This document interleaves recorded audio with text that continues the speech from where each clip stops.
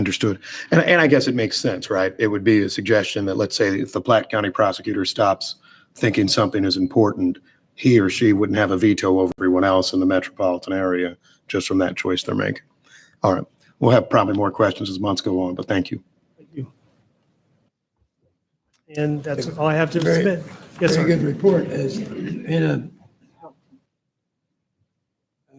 Jackson County, I mean, a little lesser percentage of some of the things that they prosecute and so forth, and some of it's by their preference, but is it any of it because they seem to be shorthanded in terms of prosecutors?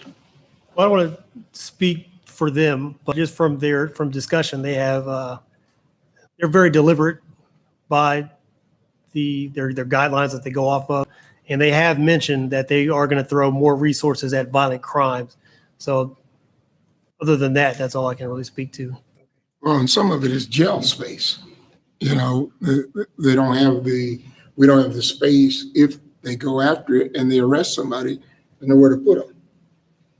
So, I wanted to add to that, to Joe's report, when we talked about, I think we're in a lucky situation of in Kansas City that we're actually seeing non-fatal shootings down here and our homicides trending down. To this morning, I did a little checking before the board, and nationally, last year was a record year for crime in many cities, and this year is trending above that in cities. And so from the Post, the Washington Post, it said, first 5 months of gunfires killed 8,100 people in the United States, about 54 lives every day. As we're losing to gun violence in the United States. The Times report the homicide rate in large cities were up more than 30% on average last year, up another 24% for the beginning of the first 5 months of this year. So we continue to see this. And we all know there's way too much gun violence in Kansas City, but at least our trend is better than some of the other cities across America by far. Did it mention St. Louis by name in that Washington Post article? It did not. It was Chicago and New York. I complete your report. Thank you. Administration Bureau Deputy Chief Michael Hicks. Afternoon. Turn that on. Good afternoon. You'll find my presentations behind tab E. I'll start off with the Regional Say Crime tab Lab B, report. I'm sorry. E is an echo. E. The Regional Crime Lab report. This is, again, the second board meeting with our new report, showing everything in a graphical format. Productivity has flatlined over the past several months. We're seeing a demand for lab services going down slightly, but the backlog is continuing. And that is directly a result of the 16.5% down in staff. We have 12 civilian positions open and 2 sworn that are open. So you're seeing the result of that loss. Now, we were able to hire a grant-funded position to go back to the DNA section. The DNA section is responsible for 74% of all the lab work. And right now, they're the ones that are suffering the most. So Kevin Weiner is doing a great job making sure that DNA is a priority and moving resources towards DNA. He's coming up with a plan to try and bolster DNA, the DNA section, and we're going to begin to hire more. We have another position that we're working on right now that's combat funded. So we're hoping that we'll be trending the other way in our backlog with DNA and the overall lab backlog in the coming months as we hire. Question. So the hiring is because we've got a hiring freeze, right? And so you have to find outside funding for these people that we need. We had a hiring freeze with police department funding. We are now hiring based upon current budgeted amounts. So we're going to use police department funding to hire the positions that haven't been filled for over a year, some of them. So your mention of combat and something else. Another grant fund, Okay. right. Okay. Yep. And we're also competing with the Johnson County lab because they're in a hiring blitz right now, and they are paying very well, and they are recruiting our staff. With no questions there, I can move on to the personnel summary. Right now, KCPD has a strength of 1,773 members. We have 1,243 law enforcement members. That's a total vacancy of 253 members based upon budgeted strength. We're 73 members down from where we were last year. And that doesn't include any academy recruits because we haven't had an academy since February of 2020. In May, we lost 25 members. To date, through June, right now we have 16 members that will be leaving the police department before the end of June. We're hiring slowly, mostly just communications, detention, parking control. We did add 2 lateral officers that were sworn in yesterday, but we do have 68 potential candidates in a pool for an academy class. So if we start an academy class, we're ready to roll with the candidates. So the amount of people that are leaving KCPD is now above our past 3-year average of 15 per month. We're now sitting at 17.20 a month that are leaving.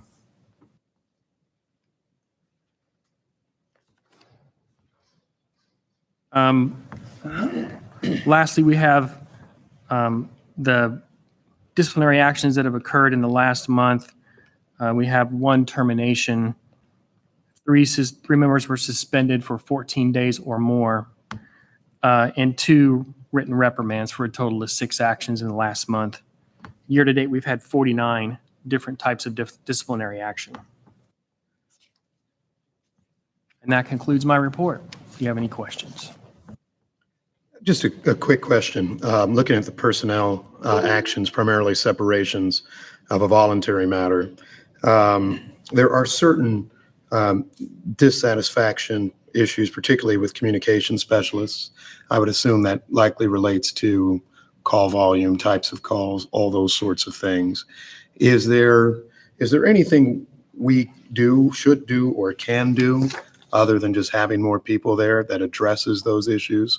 I know in the past we've talked about the number of hours these folks work, but I guess just give me your thoughts on what we can do there, given that based on their numbers, a lot of our resignations are communication specialists. Yeah, I'll defer to Colonel True. She's the expert in this, and let her address that answer. You know, we always are constantly looking at ways that we can increase their job satisfaction.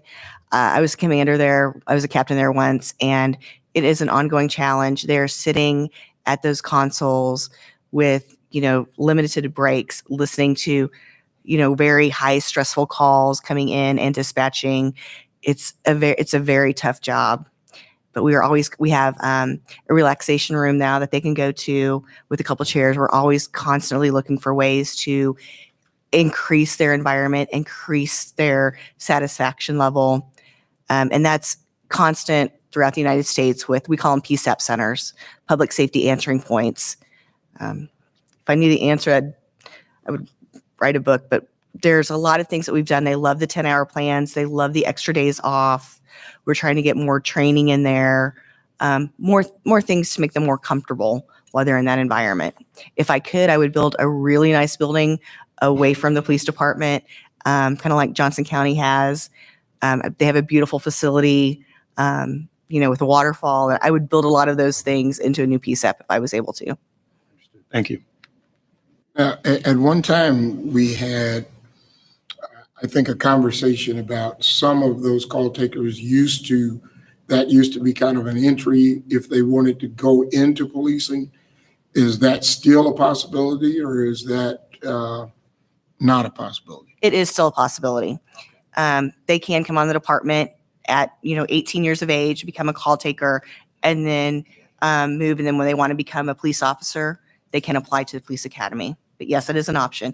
And some of them do even move out of dispatch to other civilian positions within our department. And we encourage that. We like to see that. We like to grow them.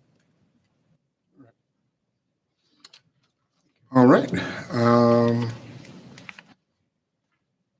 Patrol Bureau, Acting Deputy Chief Steve Young. Morning. Thank you. Morning. Let's start with a short slideshow.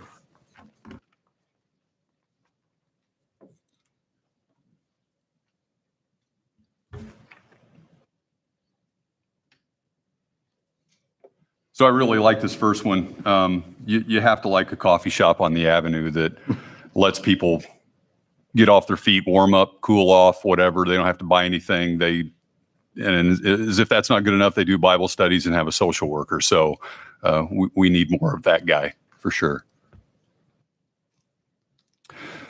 So TB Watkins or TD Watkins. So Housing Authority playing some football with some residents of the housing complex there. So as part of a fundraiser, Brew Pub Pizza delivered pizzas and helped raise money for the Police Foundation of Kansas City. So some officers ran into some kids, and so we haven't done baseball cards for a while. That was in cooperation with a local company for a long time. That hasn't been done for a while, but we still get asked all the time for baseball cards from kids and even adults, honestly. So these two officers found another way around it. So we get a lot of help from taking it to the streets. Scott Lemaster and his team, they provide the department a lot of support. Anytime there's a long-running event, it is difficult for officers to be out there on the street, nowhere to go. So they show up, provide some food, some drinks, some relief, and they're a big help, and we appreciate them. So who doesn't like a new place that sells sugar? So cops do for sure. And the First Lady was in town, as everybody knew, and this is just a couple of shots of our traffic unit team helping out in maybe some ways they didn't anticipate that morning. I will note briefly, that is a very Kansas City shot with a pothole. There's much we need to do there, but we appreciate your officers being there for the First Lady. So, We're glad to do everything we can. thank you. And another officer, Sergeant Grimmett here, helping out a guy that had some problems. We all have, that's the thing, we answer calls and it's call to call and we're on the run a lot, but more often than people know, our members stop and shift gears in their head and do something different and find ways to help people. So this is just one example of that. And that is all for the slideshow. So my report is under tab F. And just briefly, unless there are other questions. So to kind of piggyback off of what Colonel Maben said, if you'll notice on the far right side under assault offenses, and that is all assaults, that was up 27%. But I want to highlight that Colonel Maben's information absolutely is correct. We are trending down. So May was a good year. These numbers are for April. If you recall, we have to send these off to the state to get verified and then come back. So there's always a lag on these formal numbers that we report to the federal agencies and everybody. So hopefully that is a trend. And even still on that far right side, there's a lot of negative percentages there, and we certainly hope that's a trend. Next, I'll direct your attention to the median response time. So our response to priority 1 and 2 calls is pretty much splitting the average between 2019 and 2020. So that's pretty consistent.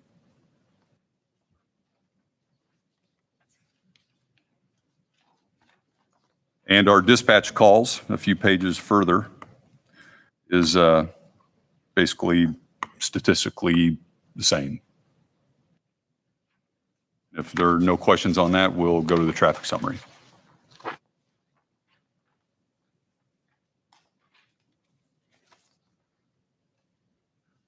Traffic tickets issued from April to May is a little changed. Numbers are down year to date from 2020, largely because we are 8 people short in our traffic enforcement unit. So as you know, they do a lot more than just write tickets. They're responsible for the ins and outs of large events, crime scenes, any other, dignitaries visiting. They help in the entertainment districts on the weekends. So they perform a lot of functions that assist patrol and the city in general. And over to the parking page on page 6. Parking ticket enforcement is down from both previous month and 2020. But we also have 600 more complaints year to date from 2020. So to me, that tells us that people really want parking enforcement. We do get a fair amount of complaints. But unfortunately, we were down 5 and now we're down 6 parking control officers. So I know that I believe HR has 5 that they're currently processing. I think they're about halfway through the process. I don't know if they've added the 6th because that 6th resignation just came in, I think, about a week ago. That's for the whole city, including downtown? Correct.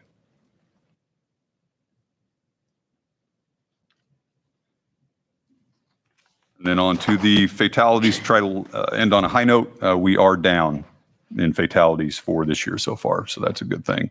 It's the same old demographics and reasons. Those don't change much, but our numbers are down there, so that's good. And if there are no questions, that's all I have. Mr. Chair, I could save this for my comments, but I wanted to say I appreciated the presentation at the beginning in connection with what some of our officers are doing. I got to see it somewhat organically a few weeks ago. I was at 19th and Vine, close to a homicide scene the day after. Lady comes out, talks to one of the officers on the mayor's detail and says, "Hey, you work out at a gym where my son works out." Black woman, black son.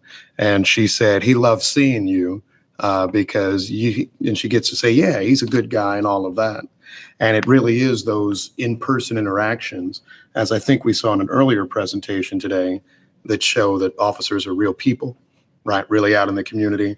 And I really encourage you not just to show it to us, but also to show it to your officers and to let them know it makes a difference. I will never pretend to speak for anyone necessarily, but even some of the activists in here often, I saw one when they left, shake hands with one of the officers because they know them, right? Because the more you build those relationships, no matter what people think, it actually shows that connection and gets us somewhere. So I would encourage, to the extent folks have time, and I know they're very busy, but to keep doing things like that because it makes a world of difference. So thank you for sharing that. I couldn't agree more. Thanks for saying that. Thank you.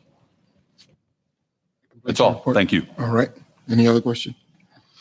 All right. Office of General Counsel, Attorney Jenny Atterbury. Good morning, Commissioners. Morning. I've got 5 of these for you today. The first one, and my information's under tab G. The first matter, this was an appeal that was on last month's agenda, and you all had asked for, you'd asked that the applicant provide some details regarding the terms of his departure from a county sheriff's office. The applicant did not want to, or did not provide that information. So at this time, the private officers unit is recommending that the license, we're recommending that you uphold the denial of the license. And the name on this first one is what? Because I had them listed by name. It's a Mr. Hazard. Myers Hazard. Yeah. I had not enough information to overturn the decision. So I move that we approve or affirm the decision. Second. been moved in second. All in favor by sign of aye. Aye. All opposed by no.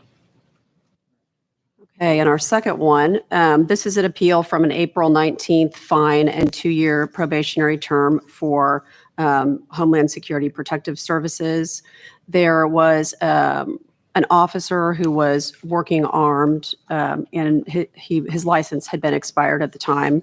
It is the company's first violation, but the company is not seeking to have this individual get an armed license. But what they are appealing today is the fine and the 2-year probationary term. So if you have any questions on that packet. Go ahead. I read it over and I would suggest a $300 fine and a 1-year probation, but that's just my opinion. I just want to know what happens when they're on probation. What does that mean? Yeah, Tammy can talk a little bit more about that.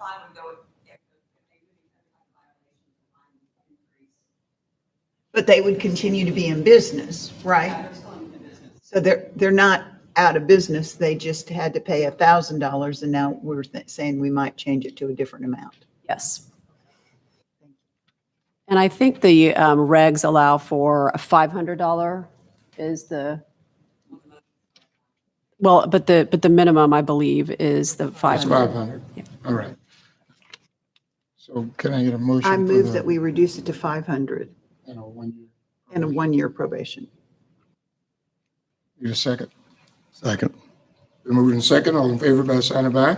Aye. All opposed by no. Ayes have it. Okay, and the third one, this is an appeal of an unarmed license denial. The basis for this denial was there was a criminal conviction described in this packet from September 2020, and it's my understanding that it was, that information was not included on the applicant's questionnaire, but it was nevertheless learned about after, and this is why the appeal is here. Which is actually then 2 violations, because one, they were dishonest in the application, and we found the conviction, right? That, yes, that's my understanding. I move that we approve the decision of the Code Officer. Second on motion to affirm. Been moved in second. All in favor by sign of aye. Aye. Aye. All opposed by no. Ayes have it. The next item is an appeal from a denial of a transfer of an unarmed license, and that's like a transfer from one company to another. The reason for the denial of the transfer is that this subject officer was arrested for stealing from a prior post as a security officer in March of 2021. I move that we affirm the decision. Second. Been moved that the decision be affirmed. All in favor by saying aye. Aye. All opposed by no. Ayes have it. Okay, and the final one is a denial of an unarmed license based on the applicant not disclosing a 2017 conviction for theft, I believe. Move to affirm. Second. Been moved to affirm. All in favor by saying aye. Aye. All opposed by no. Ayes have it. And I have nothing further for you all at this time. All right. Thank you.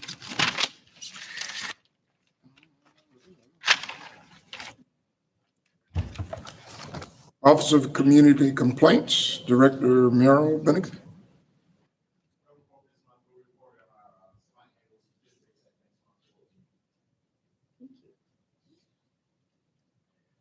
Does the audit committee have a report? The treasurer is gone. Treasurer is out, not out, but is gone, and so we'll have to address appointing or voting for a new treasurer. All right. Do we do that now? We do Yes, that? that will be under my tab. I would recommend that the board appoint a new treasurer. Are there any nominations? Nominate Mr. Wagner. I second that nomination. All those in favor? Aye. Congratulations. It's a tough campaign. Anything else, David? That's all I have. Mayor Lucas? A few different things. One, I had the chance to share with the Board of Police Commissioners some comments on, I think, some items we can have to provide further information, not just on violent crime, our responses there too, but also other staffing issues. I imagine, as I've discussed both with Commissioner Dean here in person, via email with Commissioners Wagner and Tolbert, that we'll have a chance to discuss that further as probably the weeks and the months go by. So I'll look forward to that further discussion on what we could share. Other than that, I talk too much as it is. So that's all I have to say, Mr. Chair. Thank you, Mayor Lucas. Commissioner Don Wagner. Nothing to add. Thank you. Thank you. Commissioner Kathy Dean. I would like to read the letter of resignation from Nathan Garrett that went by electronic mail to the governor, because a number of the people in this room, I know didn't get to say or know what Nathan said. So it's directed to the governor. It's dated June 11, and it says, I write to formally notify you of my intent to resign from the Kansas City Board of Police Commissioners effective at 5 p.m. today, June 11. A change of residency necessitates this transition, but it has been my honor to serve this city and department as a commissioner for the past 4 years. We have encountered many significant challenges over those years, but have always strived to confront the challenges with integrity, purpose, and an unwavering desire to do the right thing, even if unpopular. This department now finds itself in perhaps the most critical moment, and I ask for what I know you will give: focused and considered thought to my replacement. May it be one, obviously this is written to the governor, not to the department. May it be one who is willing to act informed and thoroughly without fear or favor, and without regard for the political winds or political criticism. There are many forces pushing this way and that, but in the end, what one believes to be the best for the department and the community as a whole, they faithfully serve, must come first. This, no matter the cost, personally or otherwise. May God bless this department and the honorable men and women who compose it. May they continue to find the strength, courage, and force of will to rise above the turmoil of this moment, accept this challenge, and persevere. May they listen, learn, and adapt without sacrificing that driving spirit that drives all of us to the altar of service. Policing is an honorable and proud calling, and I remain forever grateful to those who take up her charge. With my deepest gratitude and regard, Nathan F. Garrett. Thank you. Thank you. And I've enjoyed serving with Nathan Garrett, and it will be interesting replacing him. Yes. May I just say something briefly after I said I talked too much? Nathan and I did not always see eye to eye on any number of things, but I appreciated greatly, and I know he's watching because he likes this too much. I've appreciated greatly his commitment to this role, his commitment to doing the hard work and the research each and every day, and for holding his positions strongly and always being willing to talk. We've had many conversations over these past several years, some difficult, some easier, but I think he has shown a commitment that we all wish for, and I recognize for all of you who are in volunteer board service, it is not easy. And it is not easy when people start calling you all types of things. And I get the comfort of pay for my position on all of these. You do not. And I want to take this moment, I thank all of you, of course, but to thank Nathan for those years of service he gave to this department. And I imagine we'll keep hearing from him, and we would expect nothing different. Thank you, Mayor.